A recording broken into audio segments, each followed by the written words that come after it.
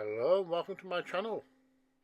I picked up a Warhammer 40,000 Terminator complete with a stone bolter, and this is 1 in 18 scale from JoyToy, which is basically a large version of the miniatures you can get for the game. The back of the box shows off a variety of poses as well as accessories. We've waited long enough, so let's get this box open and check it out for ourselves.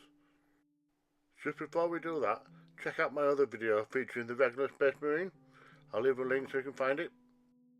Right, we have the usual clamshell packaging, which is great for protecting the figure during transport, but not protecting it when opening, as you have to get a little rough with it. And there we have it. We have a mighty looking Terminator. As per usual with this range, it's fully posable. It's just a shame that the pipe coming out of his left arm is broken, but it's nothing that super glue can't fix. You see, good as new. I've also armed him with this heavy bolter and given him a basic pose. This also comes with an alternate grip in hand and without the helmet,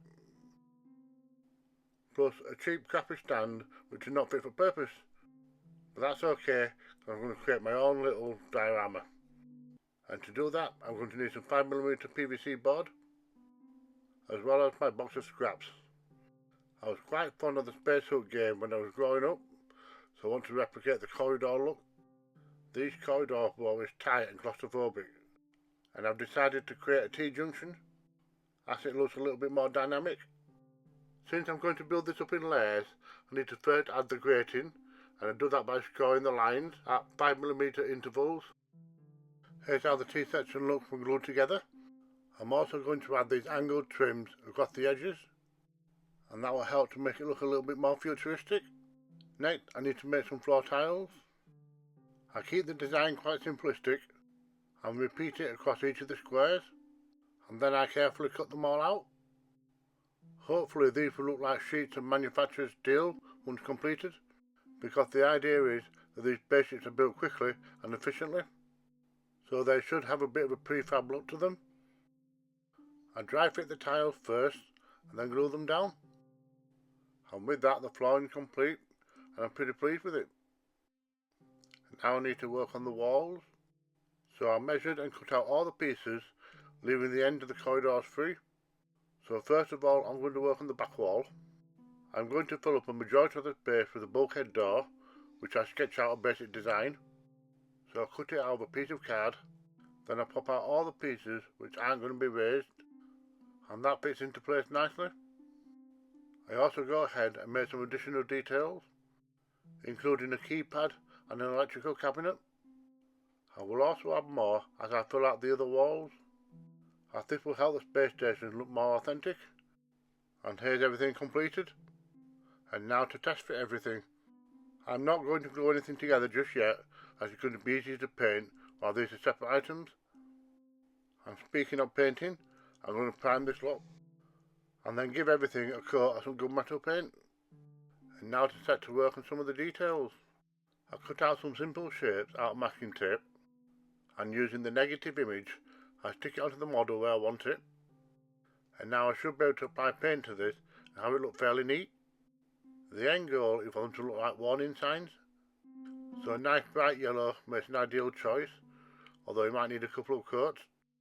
While that's drying, I paint the keypad up in a light grey. Then I go with the top part in a gloss black like it's some sort of scanner. By now the paint has dried on the warning signs, so the masking tape can come off. And then using a black sharpie, I paint on some markings. I kept mine fairly simple. They don't mean anything, but they look like they do. Then I dab on some gunmetal paint with a tatty brush to make it look chipped. And then for the floor, I added on several rust patches. I tried to place these as randomly as possible. And I continued the effects onto the walls and doors. And with the door being an off-white colour, it shows off the effect much better. Next, I add on some random patches of black wash. Anywhere where I've gone too heavy can be easily absorbed with a tissue. Then I leave it all to dry and finally spray it all with a matte sealer. And then I'm ready for the final assembly. I always dry fit it first to make sure there's no problems. Everything has warped a little bit, but nothing too concerning. So let's put this onto the turntable for a closer look. First up is just the corridor section on its own, and all those little details really do bring it to life, but it's still better with the Space Marine Terminator shoved in there.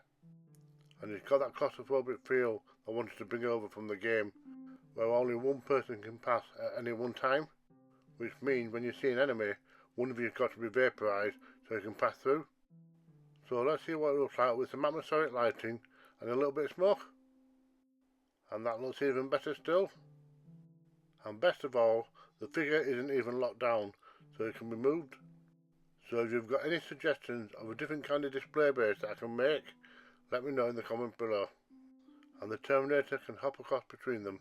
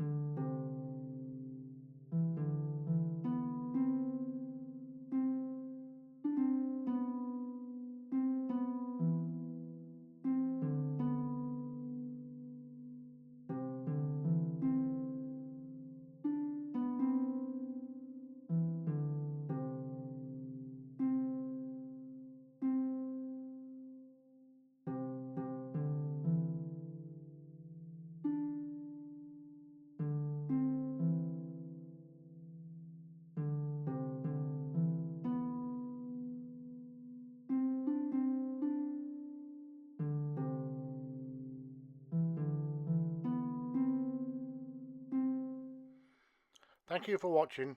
Don't forget, if I can do it, so can you.